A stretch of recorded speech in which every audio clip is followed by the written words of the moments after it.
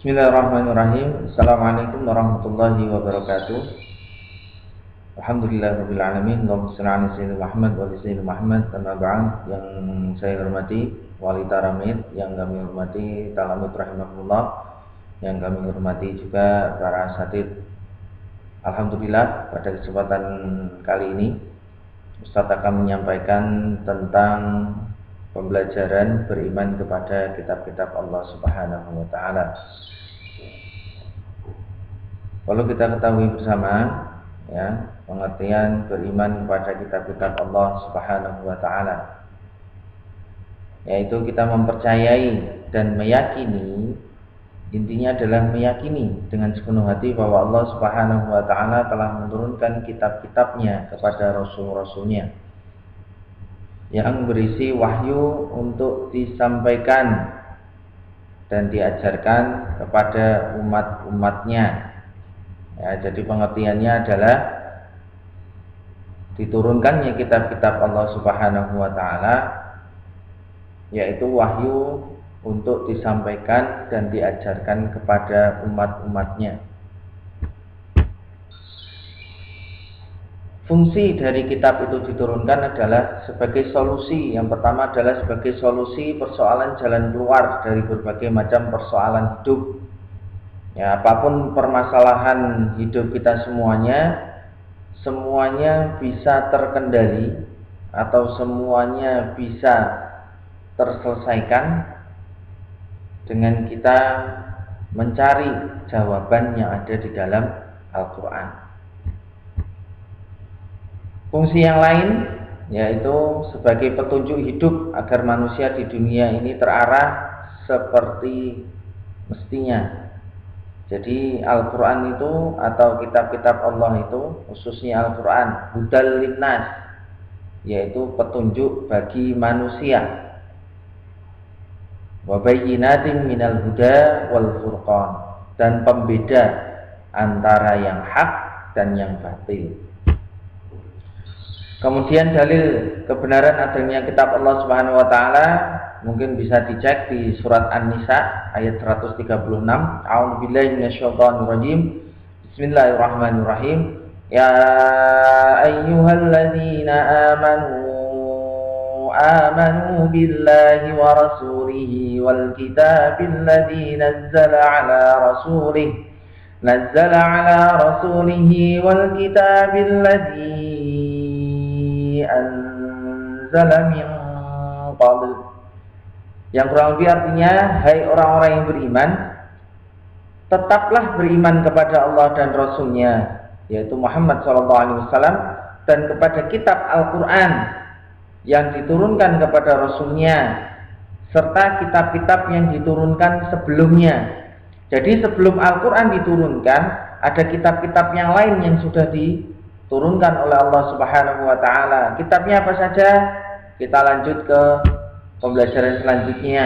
Nah, inilah kitab-kitab yang Allah Subhanahu wa taala turunkan kepada nabiullah-nabiullahnya, rasul-rasulnya.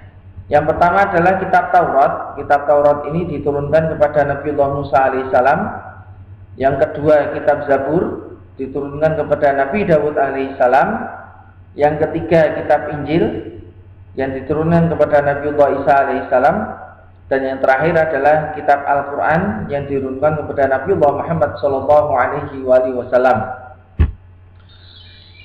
Kemudian isi-isi dari kitab-kitab tersebut, ya, yang pertama yaitu kitab Taurat. Kitab Taurat ini diturunkan kepada Nabiullah Musa alaihissalam, pedoman hidup bagi kaum Bani Israel. Nah, ini paling inti adalah ini.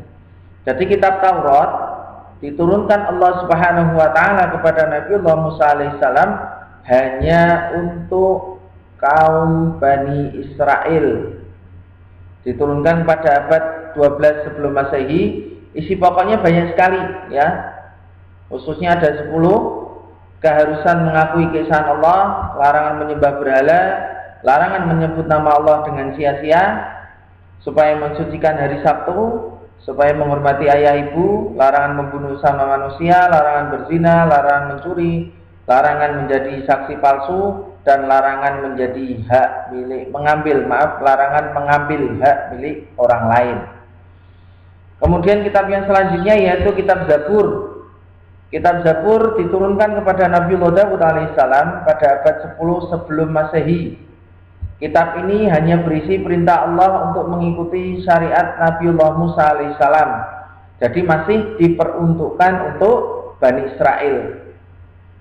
Pokok ajaran kitab Zabur berisi tentang zikir, nasihat, dan hikmah, tidak memuat syariat.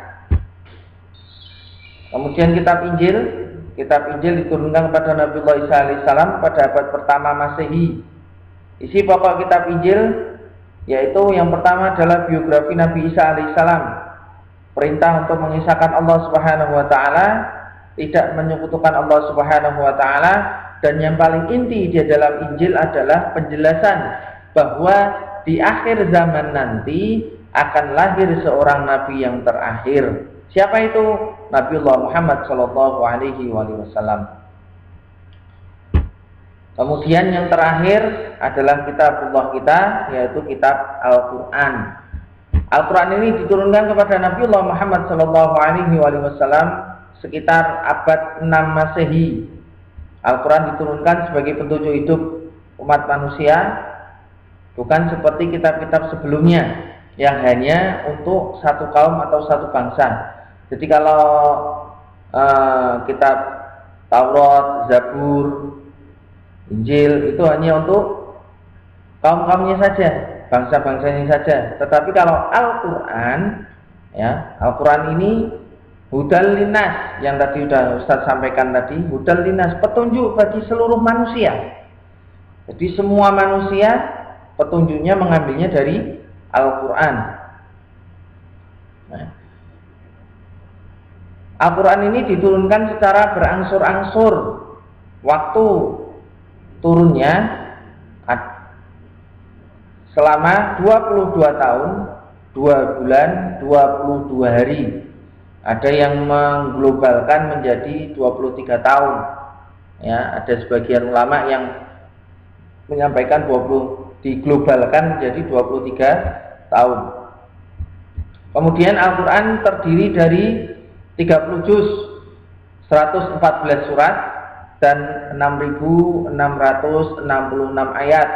Meskipun ada pendapat lain yang tidak sampai dari 6.666 ayat. Kemudian waktu turunnya Al-Quran disebut nuzul Quran, di mana Al-Quran ini diturunkan pada saat bulan Ramadan, tepatnya 17 Ramadan.